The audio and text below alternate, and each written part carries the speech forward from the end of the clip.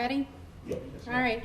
Good morning. We're here to update you this morning on the senseless murder of a husband and a father of two who was just trying to provide for his family yesterday morning. The victim has been identified as 58-year-old Cesar Tejado of Grayson, Georgia. First, let me say our thoughts and condolences are with the Tejada family. It's a senseless act and not the way any family would want to start a new year.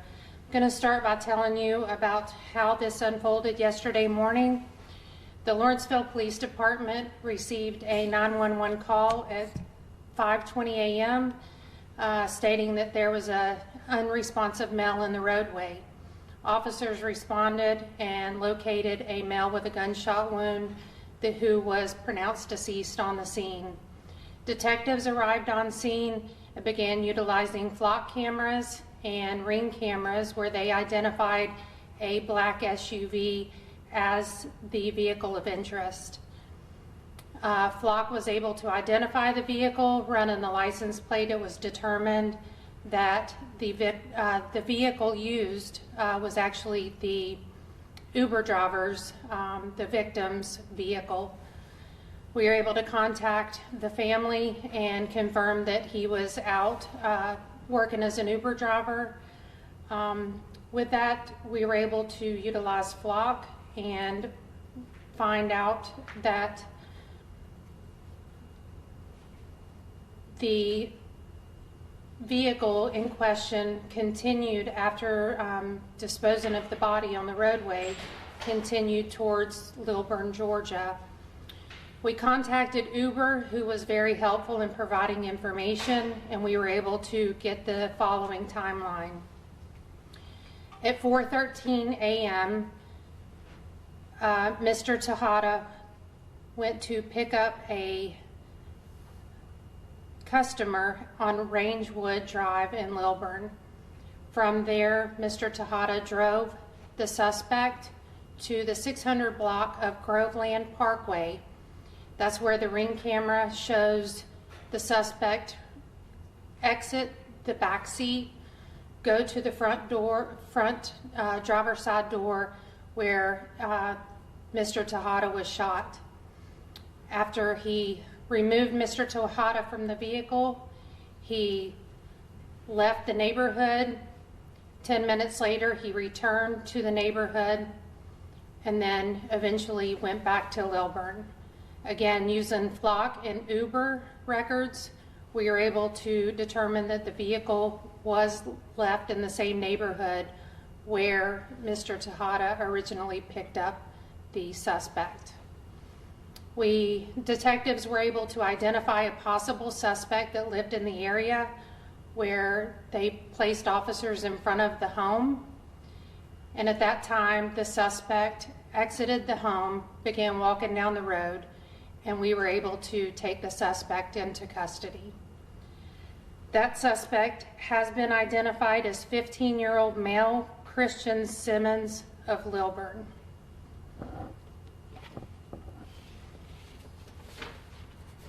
I want to thank the outstanding work by our officers and our detectives, and we also would like to thank Uber with their partnership. This partnership was instrumental in bringing this to a swift close.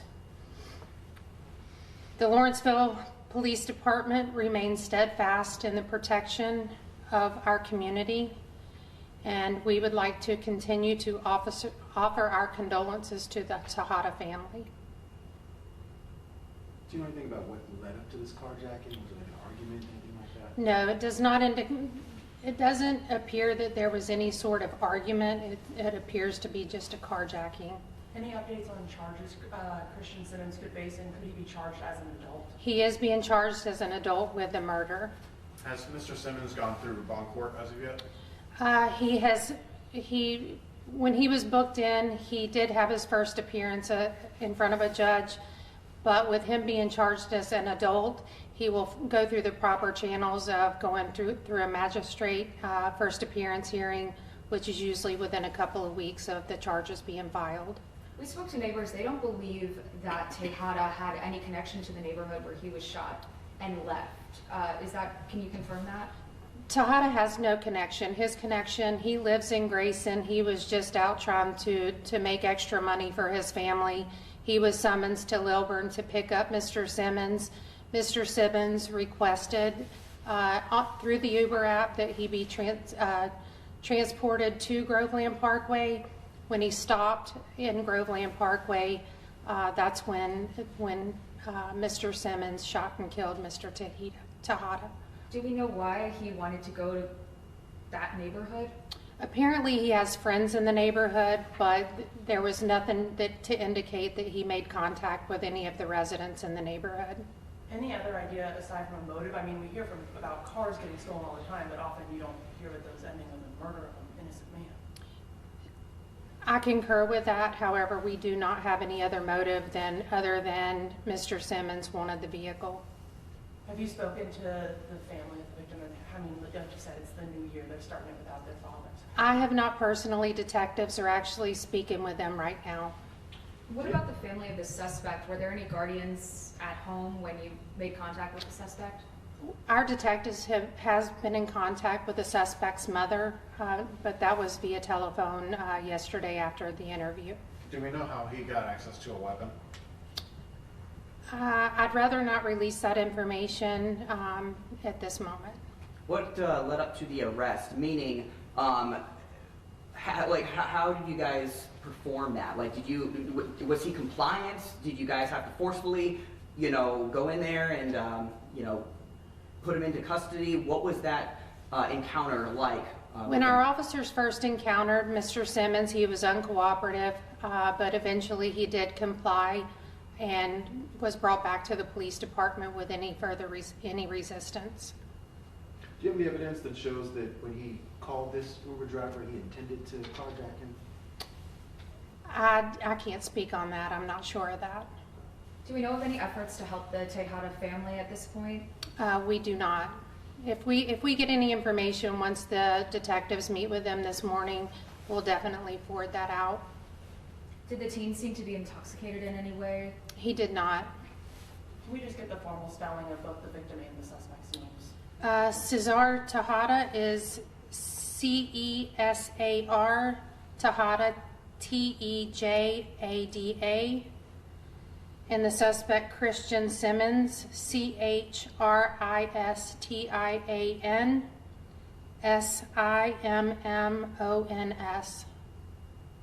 Are there any known mental health issues with this suspect? Not to my knowledge. Do you know what high school he attended? We do not.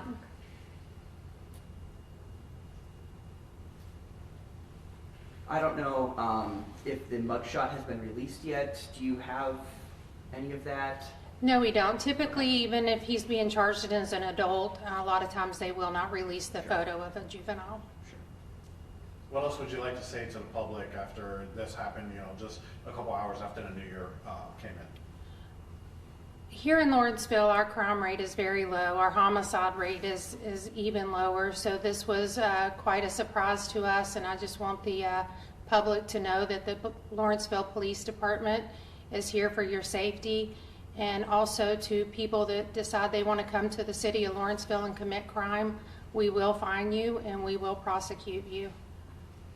One more question. In the initial release that you all sent out, you said that you would not be identifying the suspect because of age. Was there something that made you all change course on that? Well, we consulted with the district attorney's office as well as we wanted to make sure that there were no additional suspects before we released too much information. It sounds like Flock was integral in this capture. There's a lot of argument whether or not that there should be the use of these kind of cameras, but this is an example of how this helps get a tidy end and is able to track a car across multiple jurisdictions across the state. Can you just speak on to why it's so important that Lawrenceville and Gwinnett County have these kind of tools for police? Sure. Flock has been instrumental in the way we investigate crime. Without Flock, our resolution to many cases would take a lot longer, and possibly have no resolution. For anybody that is doubting the use of flock, it is not an invasion of privacy. The only reason your tag would ever be searched is if it were part of resolving a crime, whether you're the victim or you're the suspect. So in my opinion, the only people that should be apprehensive of flock is somebody that's doing something that they shouldn't do. Speaking of the vehicle, would you be able to identify the vehicle at this time? The vehicle that was carjacked? It's a black SUV. I don't have the specifics. Do you know if he had any prior, has he ever been in trouble prior to this, or has he had a clean slate? Multiple jurisdictions do have has had encounters with Mr. Simmons. Do you know what that has looked like, those type of charges, and in what counties? I do not have that information.